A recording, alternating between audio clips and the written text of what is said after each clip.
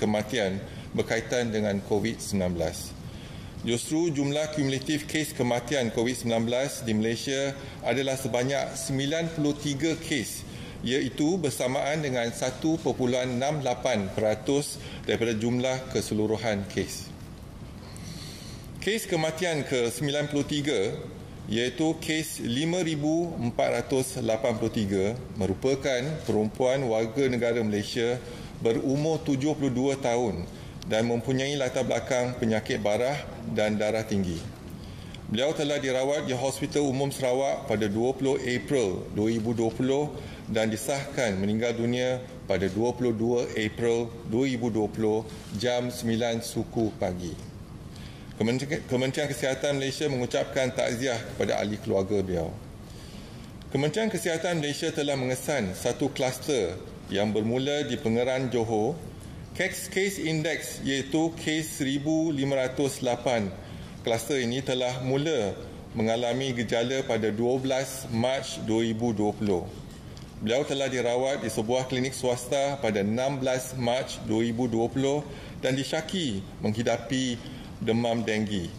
Pada keesokan hari, beliau telah merentas beberapa buah negeri untuk mengunjungi sanak saudara di sekitar Selangor sebelum pulang ke Pengeran pada 18 Mac 2020.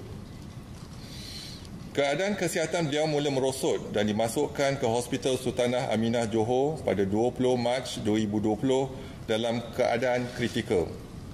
Beliau seterusnya disahkan positif jangkitan COVID-19 pada 22 Mac 2020.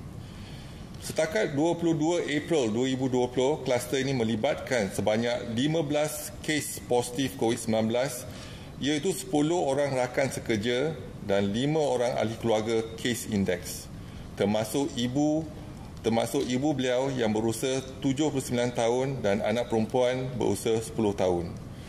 Sebanyak 7 kes daripada kluster ini masih dirawat di hospital, manakala 8 kes lagi telah pulih sepenuhnya dan dibenarkan discharge. Secara keseluruhan, 3 kes di dalam kluster ini telah dirawat di ICU. Jangkitan di kalangan ahli keluarga yang menetap di negeri lain adalah dipercayai berpunca daripada aktiviti kunjung-mengunjung yang berlaku sehari sebelum pelaksanaan PKP. Seperti yang sedia maklum, penularan pandemik COVID-19 yang kini melanda seluruh dunia telah memberi kesan yang sangat ketara terhadap amalan dan norma kehidupan seharian kita.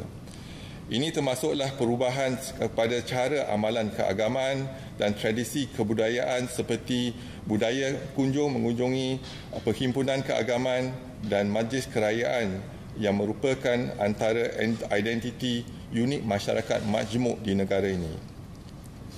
Tradisi dan amalan ibadat pada bulan Ramadan bagi umat Islam di seluruh dunia akan turut terkesan memandangkan banyak negara sedang melaksanakan kawalan pergerakan dan kawalan sempadan bagi mengekang penularan jangkitan COVID-19 di negara masing-masing. Mengambil iktibar daripada penyebaran jangkitan COVID-19 dalam kluster Pengeran dan juga subkluster Rembau, masyarakat diminta untuk kekal patuh kepada Perintah Kawalan Pergerakan dan elak daripada melakukan sebarang aktiviti kunjung-mengunjung ke rumah rakan dan sanak saudara. Ini termasuk perjalanan merentas negeri, daerah dan mukim atau menghadiri perhimpunan besar-besaran termasuk majlis keagamaan dan majlis kerajaan. Kementerian Kesihatan khawatir aktiviti seperti ini yang sememangnya telah menjadi kelaziman rakyat Malaysia akan mengakibatkan penularan jangkitan COVID-19 di kalangan ahli keluarga, terutama kepada golongan warga emas dan kanak-kanak. Umat Islam di negara ini diseru untuk menggunakan peluang semasa bulan Ramadan yang bakal menjema untuk menjalankan aktiviti dan amalan keagamaan seperti persediaan juadah terbuka, berbuka puasa dan solat berjamaah dengan keluarga di rumah masing-masing. Selain daripada meraihkan bulan Ramadan bersama keluarga tersayang di rumah, langkah ini dapat membantu kita menjaga dan melindungi ahli keluarga yang dikasihi, terutamanya ibu bapa yang berusia dan anak-anak kecil daripada jangkitan COVID-19. Orang ramai juga dinasihatkan supaya sentiasa mengamalkan jarak sosial yang selamat sekurang-kurangnya 1 meter daripada orang lain dan penjagaan kebersihan diri yang tinggi seperti kerap mencuci tangan dengan menggunakan air dan sabun. Seterusnya ingin dimaklumkan kluster perhimpunan di Sri Petaling. Setakat ini bilangan sampel yang disaring ialah 29,400 dan sampel yang diambil ialah 28,211. Bilangan yang positif adalah 1,978 melibatkan 5 generasi. Seterusnya kita ke kluster pelajar-pelajar tahfiz. Telah dikenal pasti 13,223 pelajar tahfiz di 200 sekolah madrasah. Pun begitu, 4,647 sampel telah diambil iaitu bersamaan dengan 35% dan didapati 298 pelajar adalah positif iaitu bersamaan dengan 6.4%. Dan kita ke laporan PKPD dan dimaklumkan lokaliti Menara Plaza City One, bilangan sampel yang telah diambil setakat ini ialah 1,986 dan ada pertambahan 11 kes menjadikan jumlah positif 51 kes dengan 1 kematian. Dan yang seterusnya adalah Selangor Mention, tiada pertambahan kes dan kekal 85 kes. Malayan Mention juga tiada pertambahan kes dan kekal 4 kes. Lain-lain masjid di kawasan Masjid India, sampel yang telah diambil adalah 1,188 kes, tiada pertambahan kes, kekal 3 kes. Dan untuk Bandar Baru Ibrahim Majid, kekal tiada pertambahan kes iaitu kekal 183 kes. Lain-lain lokaliti di luar Bandar Baru Ibrahim Majid kekal 39 kes iaitu tak ada pertambahan. Kampung Sungai Lui juga tiada pertambahan kes, kekal 131 kes. Bukan Kampung Sungai Lui tiada pertambahan kes, kekal 315 kes. Dan pusat bandar utara sekitar Pasar Borong Kuala Lumpur, sampel yang diambil ialah 4,532 sampel dan setakat ini tiada kes tambahan, tetapi jumlah kes yang didapati ialah positif ialah 28 melibatkan 1 kematian iaitu warga negara Myanmar. Seterusnya kita ke kluster.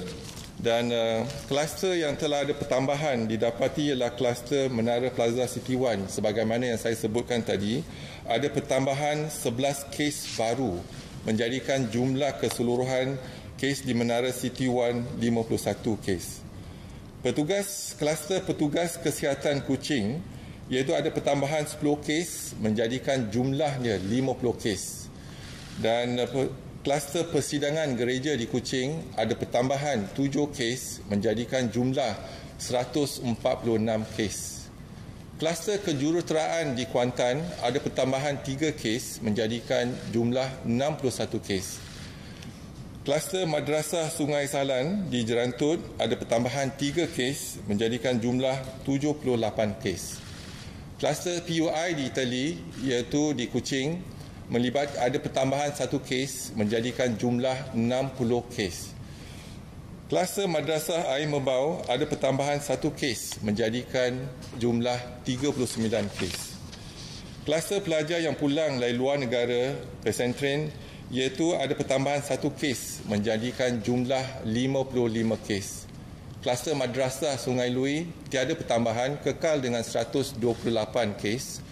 Kluster eksekutif iaitu di wilayah Persekutuan Selangor dan Negeri Sembilan, Johor dan Pulau Pinang tiada pertambahan kes, kekal 121 kes. Dan kluster yang lain juga tiada pertambahan. Sekian, terima kasih. Kalau ada apa-apa soalan, silakan.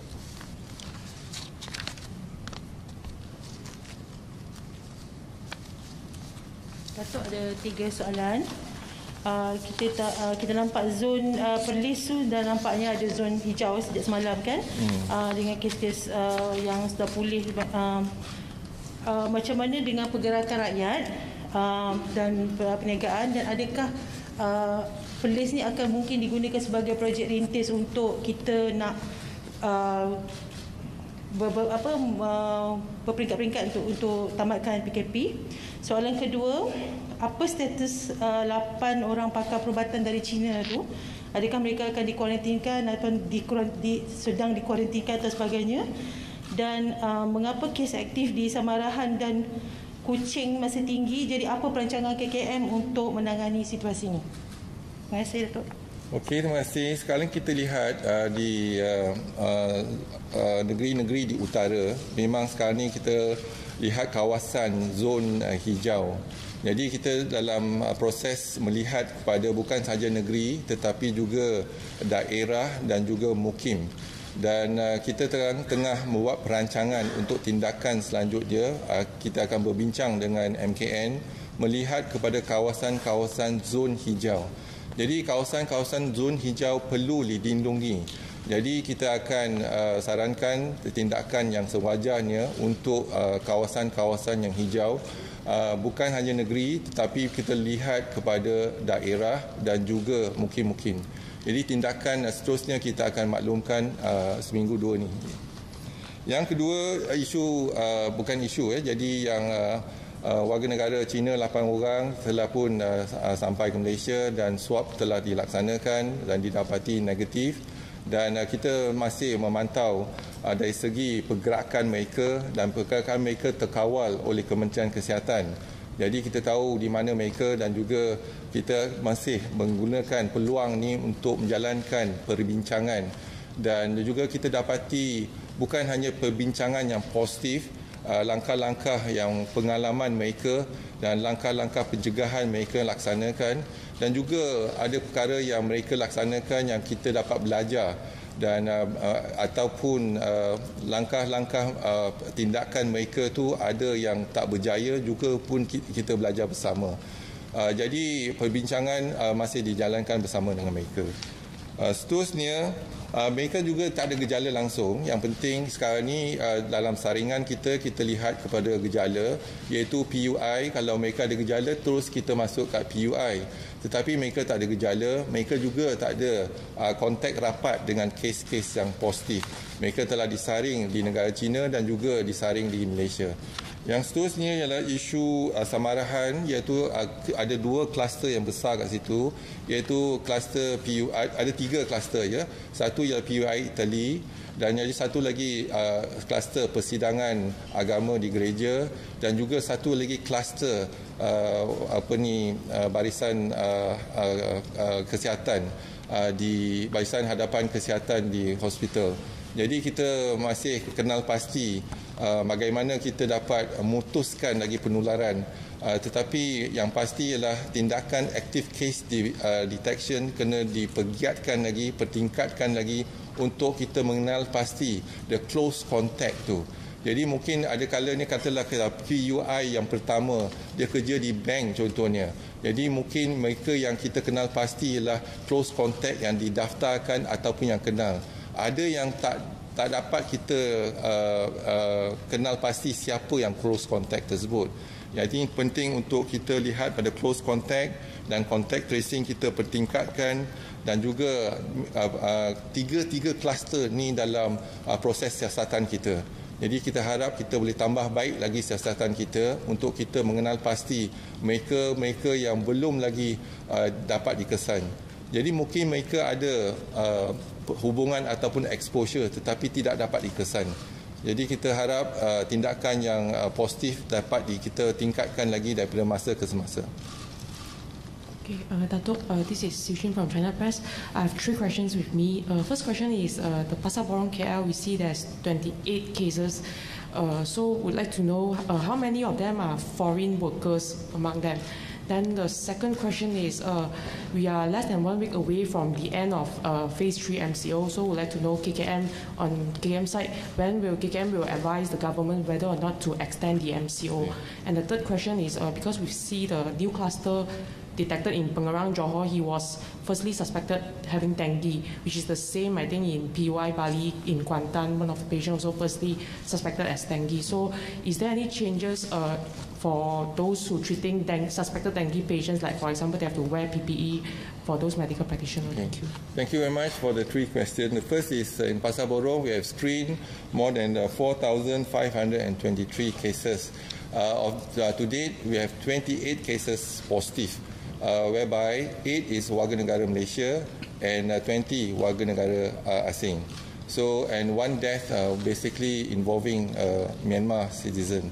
So we will continue to, because we re-enhance the MCO in that area, we will continue to screen more of those targeted screening in the location as well as the high-risk group. So we hope that in the next couple of days we will identify more cases in that area. The second is with regards to the MCO. Yes, as I said yesterday, we already have 6 criteria to identify in terms of when we implement, or we continue the MCO or we really end the MCO, I do not know. But at least now we have the 6 criteria in place. That hopefully with these 6 criteria, this is a criteria given by the World Health Organization, but we need to customize the criteria. And once we have customized the criteria, and then we see how best we can fit into this criteria. The first criteria we're looking into is a border control. And it is very important, border control. If we open up our border, then imported cases will increase. That's something that we learned from many countries that have done that. So we need to look into the issues of border control. In fact, we need to tighten the border rather than to ease the border. Second is that when we look into movement control, and we understand that movement control, that means the transmission, local transmission from one person to another has been decreased or reduced. So if that's the case, how can we maintain in terms of transmission to one person to another? Now, our tagline is stay at home. Once you stay at home, then we break the chain of virus transmission.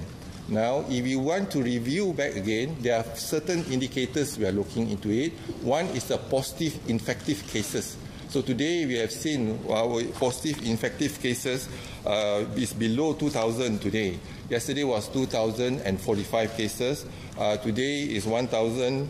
If you look into our cases, I just mentioned earlier just now, 1,987 cases. So this is positive cases, which means it's coming down. So we need to control these positive cases, whereby today we've identified the positive cases. Although asymptomatic, we will admit them in the hospital. Those, mild symptoms also will admit them to the hospital. And we continue to monitor them. And we continue to treat them as well. Until they are negative, then only we allow them. So infectivity or positive cases that can transmit, can infect others, we need to basically isolate them. So we are doing the isolation. So you look into our total cumulative cases, minus the discharge and minus the death, and then that's where we have the positive infectivity cases that we have. So we need to make sure that we can bring down the cases. That's one. And then our daily cases now today, you see, is 2-digit 50 cases. So with the 50 cases, 5 cases, basically we are looking into imported cases. So the actual local transmission is 45 cases, although we have 50. But the actual, yesterday we reported cases, but there are actually imported cases as well as the local transmission. So the local transmission is important. That is the second criteria we're looking, and also the percentage.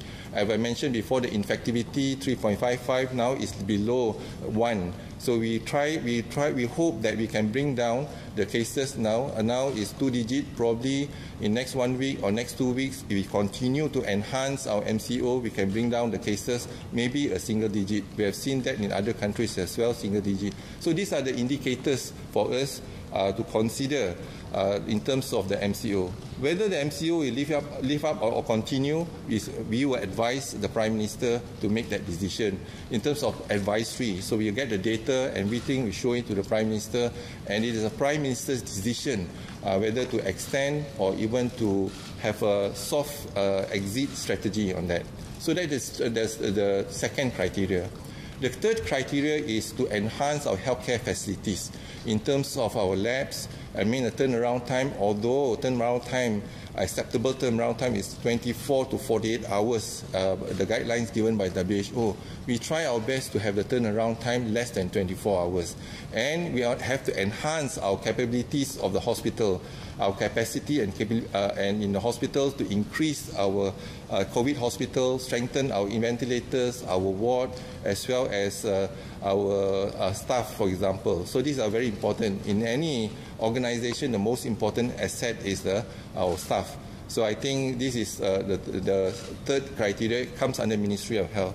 The fourth is that when we want to consider lifting up the MCO, we must protect the vulnerable group. For example, those elderly, and then those OKU, those who have comorbidities, and those who are undergoing treatment, for example, cancer treatment and etc. So we need to protect that. So we must have a mechanism to look into protecting the old folks' home, etc. So we are looking into that. Is a fourth. The fifth is that the new norms. This is where I think we have to discuss. When we start our life again, it's not going to be back to normal, but we need to adapt to the new norm, whereby, one, there's no public gathering. Second is that social distancing. Third, protect ourselves in terms of if you are in the public, for example, and if you are facing a lot of people, then you have to put on your mask, encouraged to put on the mask. Hand washing, don't forget about hand washing. So every now and then you should use your sanitizer or hand washing. Keep your good hygiene and take all the precautionary measures. So that is important, and that transcends across all ministry, all departments and all agencies. The first is we need to look back, as I said before, when WHO declared the public health emergency of international concern. There are three factors. One is the fatalities of the virus. Second, looking at infectivity of the virus, how fast the virus can spread.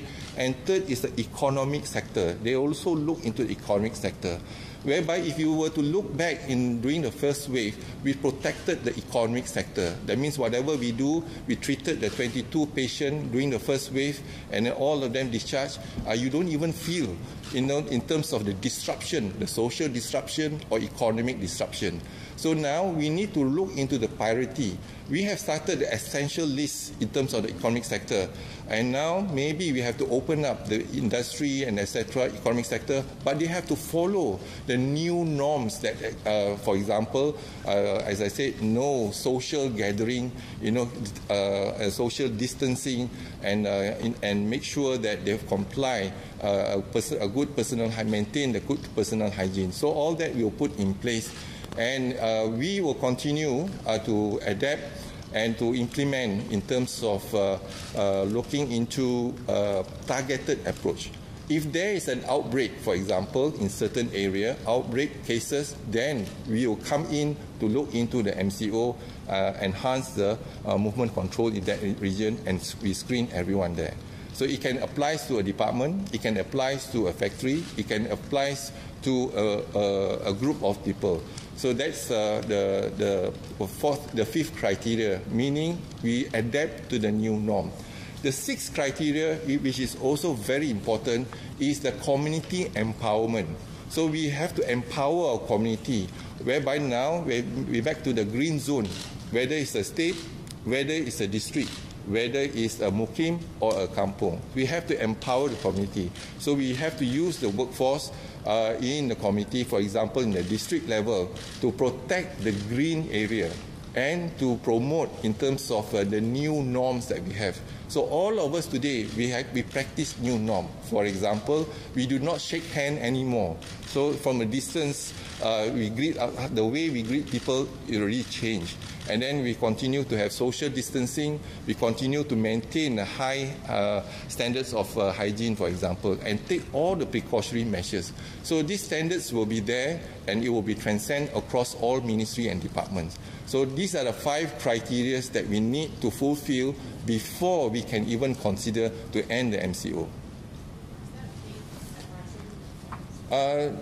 The date 28th of April, but maybe 2 or 3 days or even 4 days before the end of 28, we will advise the Prime Minister based on our modelling, based on the facts and figures that we have, and based on the advisory from the WHO, and customize the advisory to our local needs. So that's how we're going to put up the framework.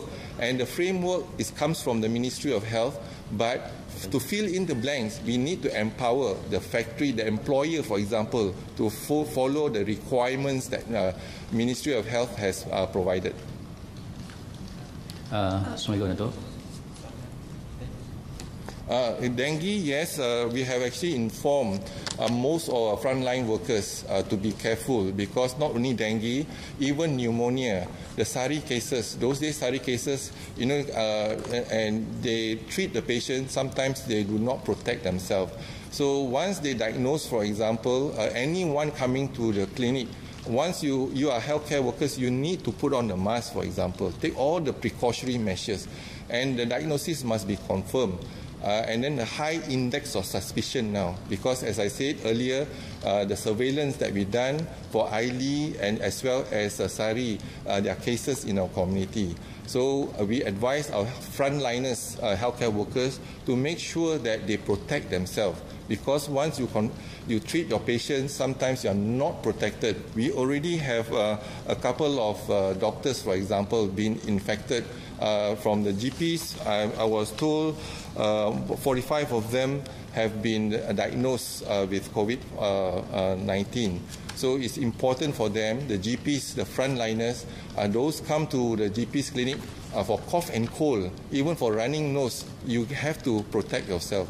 So we are telling our doctors in treating SARI patients, all SARI patients will be considered as COVID positive until proven otherwise, which means even though you do not have the results, you treat them as a COVID positive patient until you get your result, rather than you treat them without protection and then you get the result later on. So that circular has gone out, and we hope that all our frontliners take precaution in terms of treating those patients, even ILI or SARI. Assalamualaikum, Dato'. Zaini daripada Malaysia KZ. Saya ada 2 soalan di sini. Kalau warga negara Malaysia yang dibawa pulang, mereka akan dikuarantin selama 14 hari.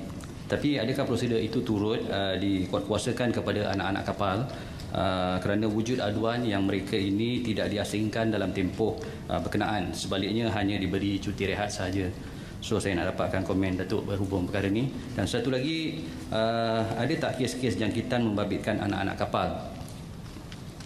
Soalan seterusnya, Datuk, kalau tak nak buka balik sempadan selepas PKP ni tamat, adakah KKM akan nasihatkan kerajaan untuk berhentikan bawa balik rakyat kita atau benarkan rakyat kita balik? Terima kasih. Okey, yang soalan kedua, adakah kita nak bawa balik rakyat kita? Jadi sekarang ni kita kena lihat kerjasama antara 2 negara, antara Malaysia dan juga negara tersebut. Jadi mungkin larangan ataupun perintah pergerakan di negara tersebut. Jadi kita kena berbincang bagaimana kita boleh membawa balik rakyat Malaysia ke negara kita. Jadi proses tu melibatkan MKN dan juga NAKMA untuk melihat bagaimana kita boleh bawa balik rakyat Malaysia di luar negara. Yang kedua, anak-anak kapal, contohnya kalau kita punya standing operating, kalau kapal cruise contohnya, kapal layar dan sebagainya, memang tetap kita akan pastikan mereka kuarantin untuk 14 hari. Tetapi kalau penerbangan, jadi kita lihat anak kapal tersebut sama ada dia ada stop tempat tertentu. Kalau tak ada stop, mungkin yang kita akan berbincang dengan Kementerian Pengangkutan melihat kepada aktiviti mereka sebelum kita benarkan mereka balik ke rumah ataupun cara kuarantin yang lain. Jadi yang tu kita akan lihat pada teliti bersama dengan Kementerian Pengangkutan. Datuk Alia from Malaysia Kini, I have two questions. The first is, how many tests have been conducted in total in the 24-hour period of noon April 21st to noon April 22nd? And second, I would like to get your response to concerns. Will KKM advocate for frontline allowance to be disbursed to more medical staff, because including those who are stationed in screening tents, because there are complaints or concerns that they have difficulties accessing the allowance that has been announced. Yeah. So, okay, thank you. There are two questions here. The first is how many, the capacity of a test. So, as I mentioned earlier, our capacity from the 43 labs that we have, total capacity 11,548. And now we are using the antibody test kit for those quarantine day 13. So day 13, if the antibody non-reactive, then we allow the patient to discharge. But if that day 13 antibody is positive, then we have to do the PCR again. So that's how we actually reduce in terms of the using the PCR for day 13. Our capacity 11,546 from 43 labs. But more importantly, every day, for yesterday, for example, 21st of April, we did 9,899 tests been done, which account for about 86%.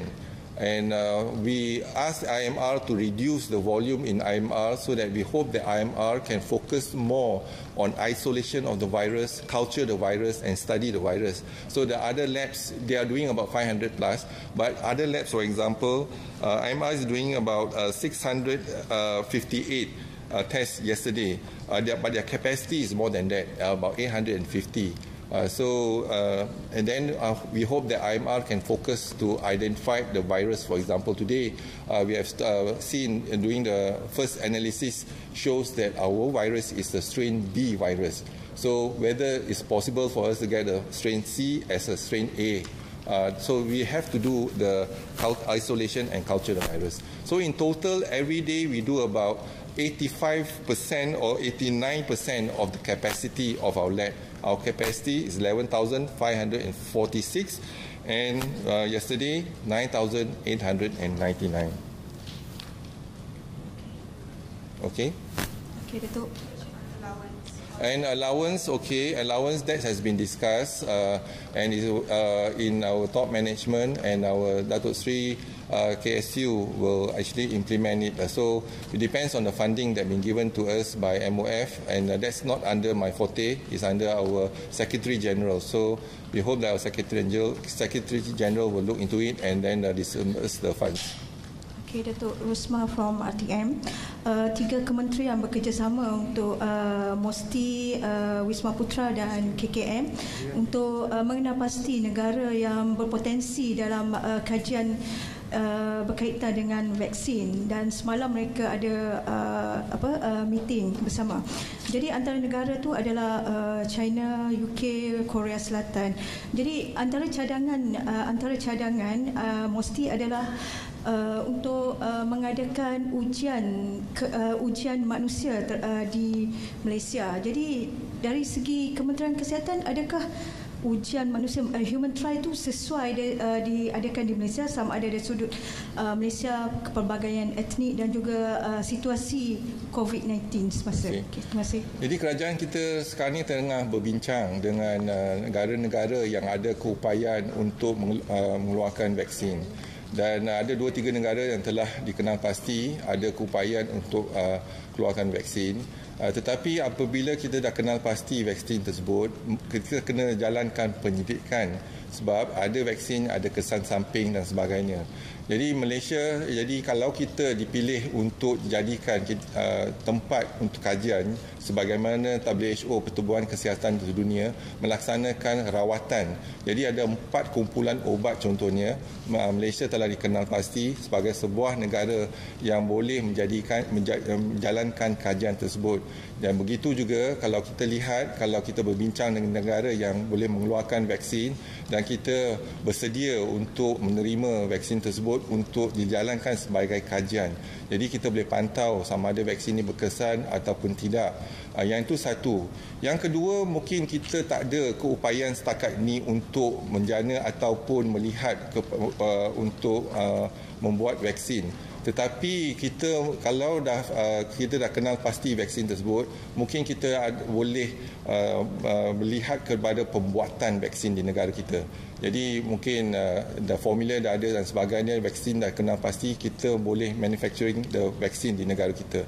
Jadi ini mungkin kerjasama dengan negara-negara lain. Jadi kalau kita bekerjasama bersepadu, data kita contohnya boleh kita menyumbang kepada kajian pendidikan vaksin bersama. Walaupun kita tak ada keupayaan asas untuk mengenal pasti vaksin dan sebagainya, tetapi dalam proses pembuatan kita boleh menyumbang dari situ. Dan juga perbincangan, kalau dah vaksin kita dah kenal pasti vaksin yang boleh menyembuh, kita nak pastikan Malaysia diberi keutamaan untuk dapatkan vaksin untuk negara kita. Hi, Datuk Raga from TMI. 3 questions. The first one is companies that have been allowed to resume operations during the MCO are required to send their workers for health screening, and SOCSA has designated 3,000 panel clinics for this. Are there enough test kits to accommodate this? The second question is that will this be required of those returning to work after the MCO? Will they be required to also undergo health screening before they can go back to work? And the third is, what is the update of the South Korean, the procurement of the South Korean test kits? Okay.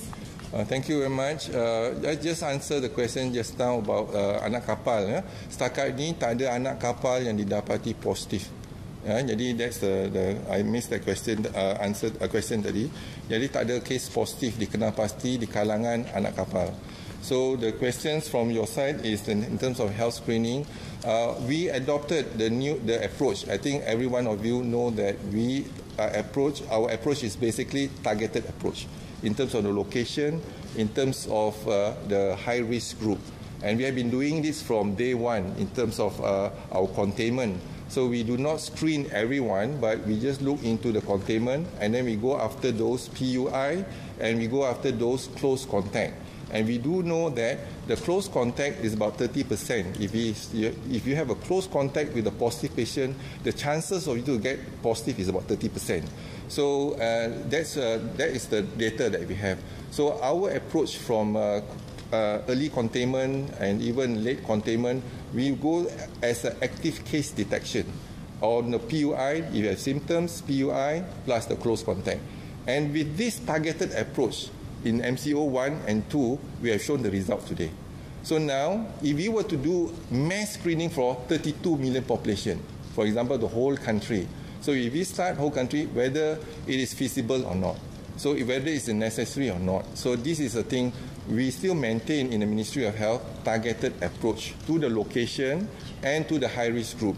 And if you identify the location, for example, then we go in and EMCO in that area. And in EMCO, we screen everyone. So it's very targeted approach that how we do, so that we can have a high impact, and a good outcome in a short period of time, so that we can focus our resources into the targeted group. So that's our approach now. And returnees, yes, in terms of returnees, we are also using the targeted approach. Otherwise, our targeted approach have shown results. Initially, when we were questioned whether to screen everyone, and I was also informed in Korea they do not screen everyone. Only targeted group that actually in a high risk group they will do it. So we will continue to do that. Or even then, in terms of the tests available, we have two tests that antigen test or antibody test. Our gold standard is RT-PCR, and our capacity is 11,500 from 43 labs. We have 5 labs coming up in the Ministry of Health, and I was made to understand that there are a few more coming in the private sector and also the university. So at least Ministry of Health 5 in progress. So we hope that we can increase the capacity of our PCR lab, RT-PCR. But we also have antibody. If you want to use the antibody, so we say that you cannot use antibody for diagnostic, right? Because if you want to do an antibody and the response is more important is the antibody response. So first day and 7th day, if you want to do antibody response. So if it's negative the first day, doesn't mean there's no virus there. Virus there, probably your body have not generated the antibody. So it takes about 7 days for your IgM to have the antibody in your body. So that's why if the antibody is positive, that means you are exposed. Then we will subject that positive and reactive antibody for a PCR test to confirm whether the virus is there. Now, our gold standard at the best is RT-PCR. And the test kit from Korea, yes, we have done the testing and we are happy with the outcome. But now, I think in the process of procurement.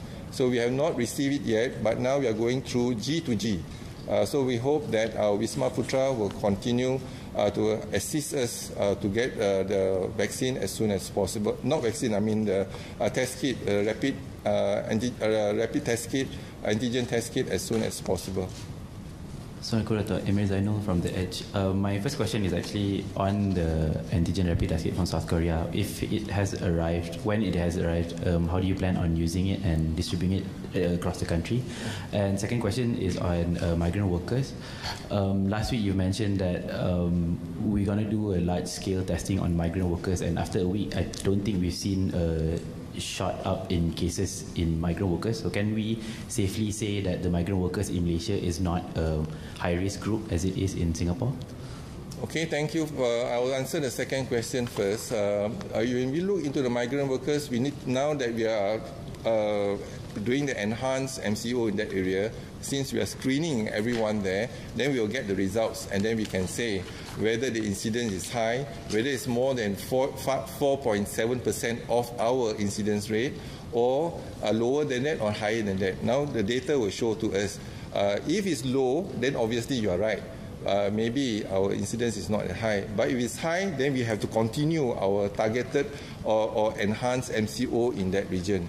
So that is the thing. But in terms of the rapid test kit, how do we going to use it? It will complement our RT-PCR. Our RT-PCR is based in our lab, 43 labs. So there will be a logistic to send the specimen. Now, if we get the rapid test kit antigen, we can go to the community. Number one is that at least we can actually place a biosafety cabinet. We have a biosafety cabinet at the airport, for example, KLIA, KLIA2. We are intending to put in the airport as well as in our clinics. So we can put the biosafety cabinet and you can do the swab straight away. We can get the answer within 30 to 45 minutes then. Even we can do it for a transit passenger. For example, we do a swab, they wait for half an hour and we can get the test within 30 minutes, 30 to 45 minutes. And one go, we can do 15 tests if you use the rapid antigen test kit. So we hope that once you get the rapid antigen test kit, the advantage is that it's fast, very fast turnaround time, and the second is that you can do at point of care, provided you have the biosafety cabinet. So that's how we are going to complement the usage. So we also have mooted the idea, and we are starting this project. There is a mobile biosafety cabinet. So now, for example, we are having the EMCO in Pasar Borong, Kuala Lumpur. We will park our mobile lab there, and we can do it there as well. So that will complement in terms of our diagnosis using the rapid test kit. Dato'? We expect to arrive earliest probably on Friday, but maybe this weekend or next week. So procurement's been done, but now we are going through because going to it's a logistic issue, that's one, but also I think the demand is high demand for the rapid test kit, not only from Malaysia but globally. So now we are working towards a G2G for us to assist our government and KLN as well as the Korean embassy to see how best we can actually facilitate the import of this test kit. Datuk, tadi Datuk kata setakat ni kajian menunjukkan kita strain daripada B virus tu. Boleh Datuk terangkan sikit mengenai kajian ni? Okey, yang sekarang ni kita dimaklumkan ada 3 strain, berarti A, B dan C. A dikatakan terdapat di Amerika Syarikat, di mana dia datang pada kelawar contohnya A. Jadi mungkin virus di Amerika Syarikat tu adalah mutasi A. Jadi yang di negara China ialah dikatakan ialah type B, dan di Malaysia ataupun di Singapura dan juga di Eropah dikatakan virus type C. Tapi apa yang kita kenal pasti sekarang ni dalam peringkat ujian awal kita, iaitu kita melihat kepada gelombang pertama, pesakit kita gelombang pertama, kita ada 22 pesakit gelombang pertama. Kes yang pertama kita dapati ialah pada 25 Januari dan melibatkan 16 warga negara China, dan kita ada 16, jadi kita ada 6 kes yang bukan warga negara China, rakyat Malaysia pun terlibat juga, dan 1 warga negara Amerika.